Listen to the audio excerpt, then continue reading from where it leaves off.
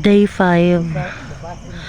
Nandiyan po mi sa among evacuation center na nga to guys, kay di lang jud mi mo kumpiyansa. Bisag na nami kuryente karon lang. Diri ra jud japon mi na nga to para safe gid mi, kay kanina guys around 5 man siguro to or 6 p.m. Maragina na around 6 p.m. nag aftershock gid guys, kusog gid guys. Ambot lang kanus agi ni mahumanin tayo og sa mong yuta dire. So mao nang decide lang jud mi nga bisag na nami kuryente dire lang gyapon mi matog sa mong evacuation center.